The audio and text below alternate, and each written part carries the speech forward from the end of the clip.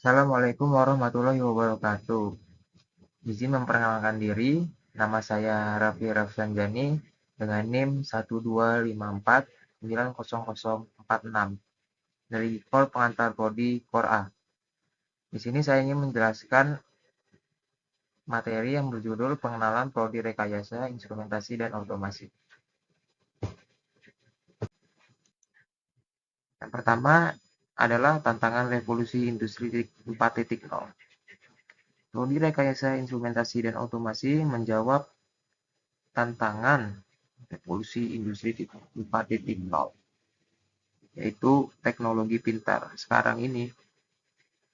Kalau ditelaah dari zaman dahulu, revolusi industri itu ada 4 ya. Yang pertama pada tahun 1760 sampai 1840, yaitu ditemukannya mesin uap. Yang kedua adalah tahun 1870-an, ditemukannya sistem tenaga listrik, mulai memakai tenaga listrik. Yang ketiga yaitu tahun 1970-an, mulai dikenalkannya dengan teknologi otomatisasi, dan yang sekarang ini yaitu teknologi pintar.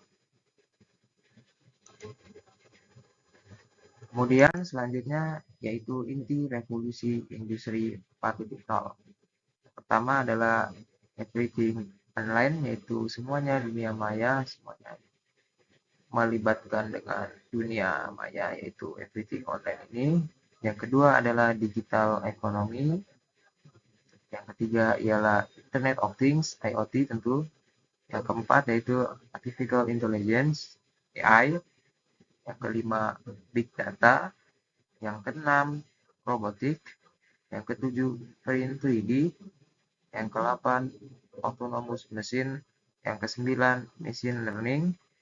Yang ke-10, Disruptive Technology. Dan masih banyak lagi sebenarnya inti dari revolusi industri 4.0 nih ya.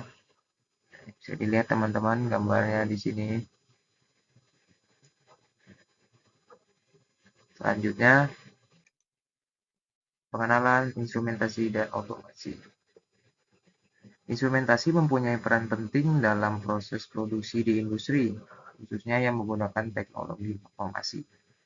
Setiap sistem produksi membutuhkan pengukuran dan pengendalian variabel proses produksi untuk mendapatkan produk yang sesuai dengan spesifikasi. Kesalahan dalam instrumentasi akan berakibat kesalahan proses kontrol sehingga akan mengalami kerugian. Selanjutnya, pengertian instrumentasi dan otomasi. Instrumentasi adalah studi tentang alat ukur pembuatan dan teknik pengukuran, sedangkan otomasi adalah proses penggunaan mesin untuk menggantikan pekerjaan manusia guna meningkatkan efisiensi dan produktivitas. Kombinasi keduanya membentuk bidang rekayasa instrumentasi dan otomasi yang bertujuan merancang, mengoperasikan, dan memelihara sistem pengukuran dan kontrol otomatis dalam berbagai industri, seperti manufaktur minyak, gas, serta pembangkit listrik. Yang selanjutnya ialah fungsi instrumentasi dan otomasi. Yang pertama yaitu mengukur dan memantau, menggunakan sensor dan alat ukur untuk mengumpulkan data. Yang kedua yaitu memantau perubahan, yakni mengamati perubahan dalam sistem secara tepat untuk memantau kondisi operasional. Yang ketiga, memberikan informasi akurat, yaitu menghasilkan data yang akurat dari pengukuran, yang sangat penting untuk sistem kontrol proses agar meningkatkan efisiensi.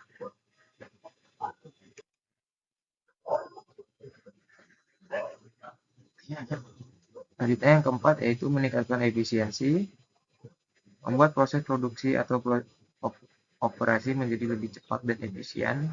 Yang kelima, mengendalikan proses, yakni memastikan proses bekerja pada kondisi yang diinginkan dengan mengatur masukan energi melalui aktuator. Yang keenam, menjaga kualitas produk, memastikan kualitas produk yang optimal dengan kontrol proses yang presisi.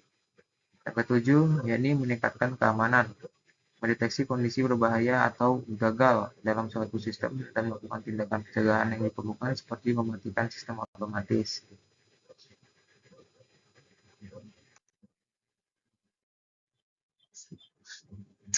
Selanjutnya ada fungsi instrumentasi dan otomasi dalam konteks industri. Yang pertama, pengukuran parameter. Pengukuran parameter menggunakan alat seperti termometer untuk mengukur suhu, manometer untuk tekanan, dan flow meter untuk aliran. Yang kedua, perancangan dan pemeliharaan.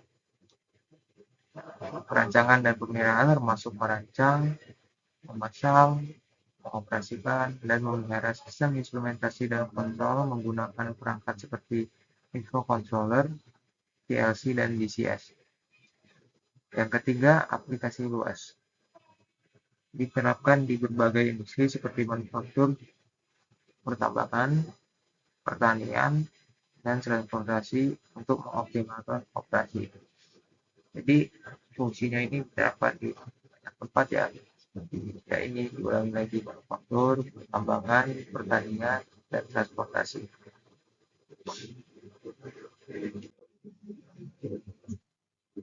Selanjutnya yaitu contoh pengukuran. Yang pertama ada pengukuran temperatur. Yang nomor 2 ada pengukuran flow. Nomor 2 pengukuran flow. Yang ketiga pengukuran level. Yang keempat pengukuran massa. Yang kelima pengukuran volumetrik. Yang keenam pengukuran H. Yang ketujuh pengukuran besaran listrik. Ya, ini ada tegangan, arus, frekuensi, daya, tahanan, isolasi, dan lain-lain. Yang nomor 8 ada pengukuran konduktivitas. Yang nomor 9 ada pengukuran kandungan gas dan lain-lain. Ini contoh gambarnya ya, sepertinya dia sedang mengukur besaran listrik. Soalnya ini menggunakan klem ampere ya, atau tang ampere ini. Jadi dia kalau tang ampere ini fungsinya bisa saja jadi pengukur tegangan, pengukur ampere, serta pengukur hambatan.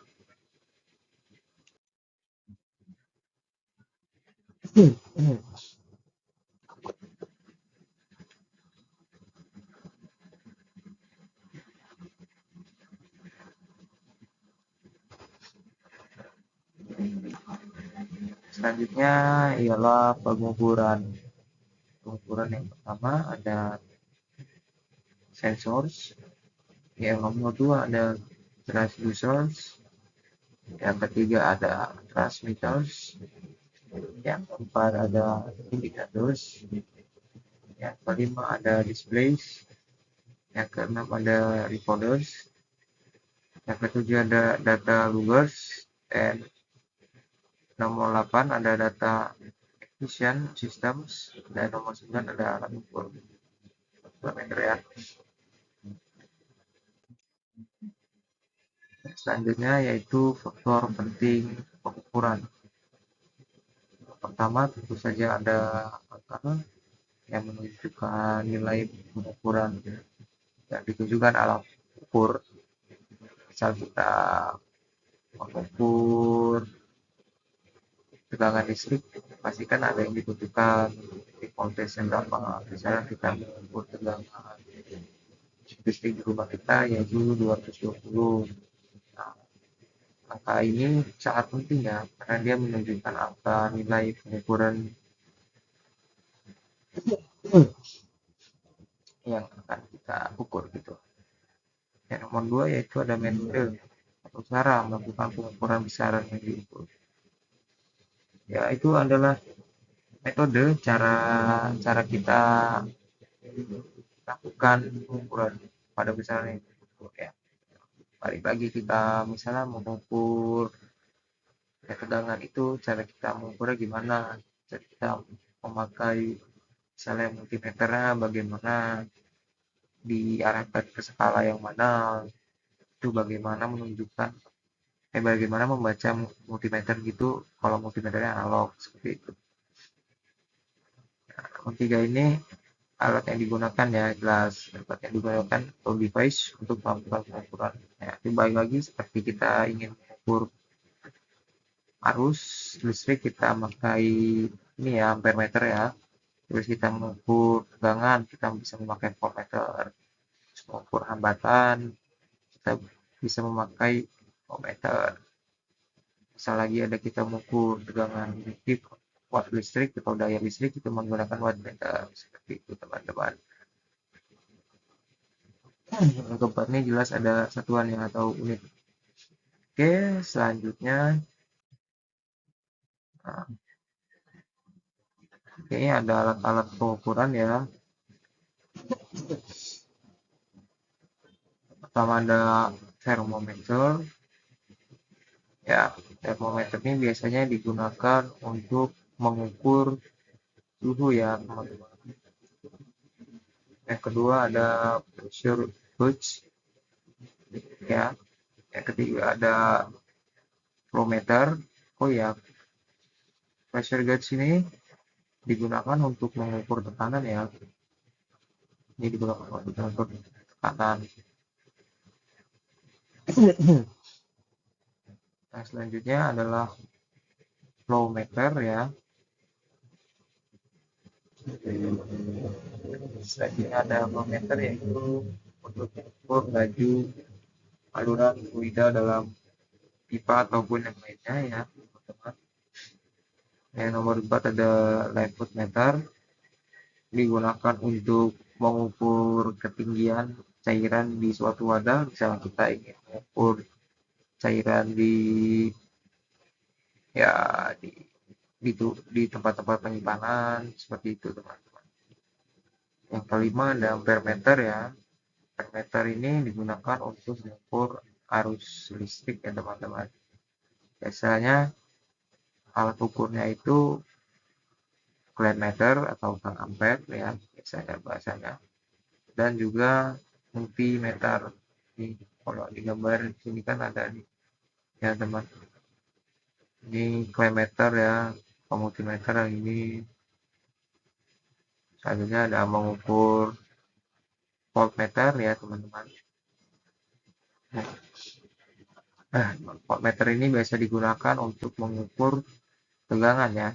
Biasanya sini antara ini tiga ini ya, saya tidak terlalu jelas melihat ininya logonya ya.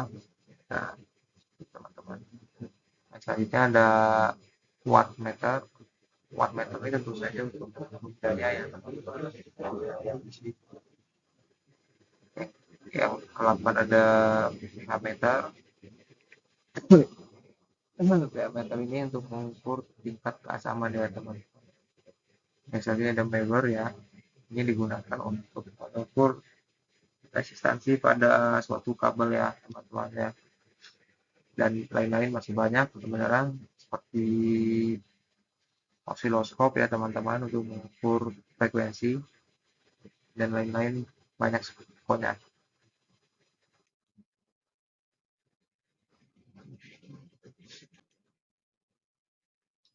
Nah, selanjutnya ada satuan pengukuran ya teman-teman. Ya, seperti ini satuan pengukuran.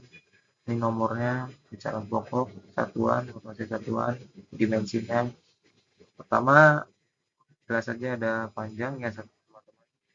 Panjang satuannya meter, rotasi satuannya dilambangkan oleh huruf M kecil ya, dan dimensinya ini L besar ya teman-teman. Selanjutnya ialah massa ya teman-teman. Massa ini satuannya kilogram, rotasi satuannya dilambangkan oleh huruf kecil semua ini, K dan G huruf kecil, dan dimensinya dilambangkan oleh huruf M besar. Dan selanjutnya ada waktu ya teman-teman, satuannya rotasi satuannya ada S kecil, dimensinya ada T besar. Yang keempat ada temperatur ya teman-teman, satuannya Kelvin, rotasi satuannya ke besar, dimensinya ini tidak ada ya teman-teman, ya, tidak ada lambang dimensinya. Yang selanjutnya yaitu ada keluar arus listrik, satuannya ampere, lalu satuannya A besar, dimensinya I besar ya. Yang selanjutnya ada intensitas cahaya, satuannya kandela, lokasi satuannya CD, dimensinya J besar. Yang selanjutnya ada jumlah zat, satuannya mol, lokasi satuannya MOL ya, kecil, O kecil, dan L kecil, dan dimensinya N.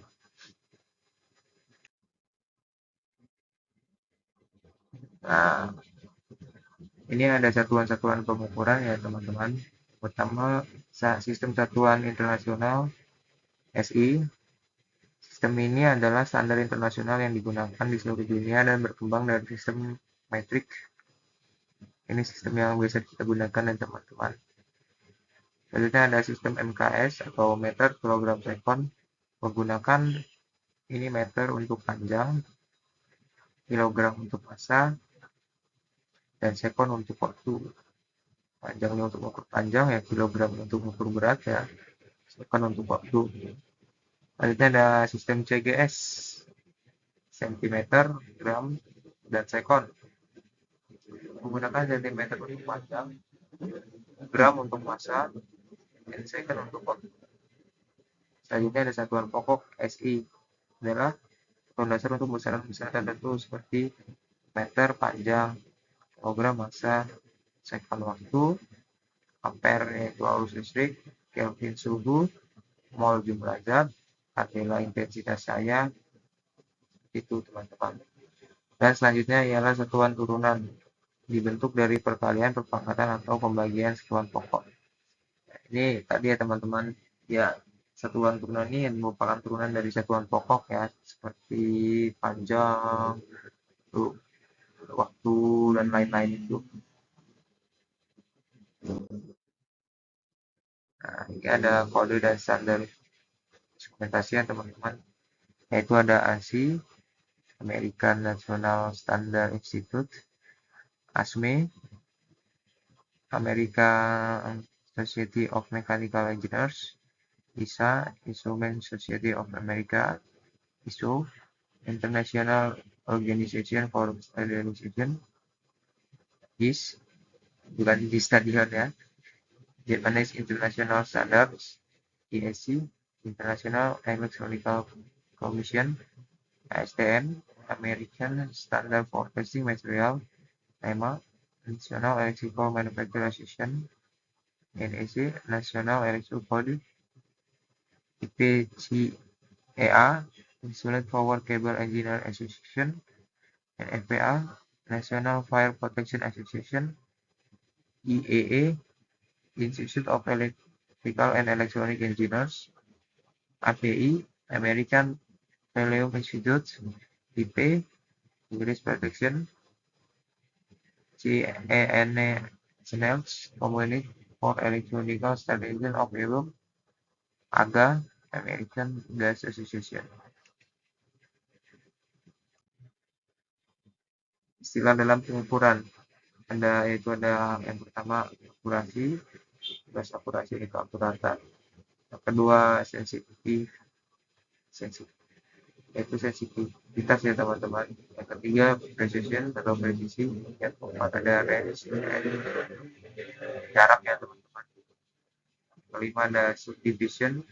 Yang keenam ada error atau kesalahan. Yang ketujuh ada hysteresis. Yang ke-8 ada stability. Yang ke-9 ada linearity. 10 ada repeatability dan lain-lain. Nah, selanjutnya ada akurasi ya teman-teman. Pengukuran tidak jauh-jauh pasti yang namanya akurasi, yaitu dekatnya hasil pengukuran dengan nilai sebenarnya. Yang selanjutnya akurasi biasanya dinyatakan dalam bentuk persen error.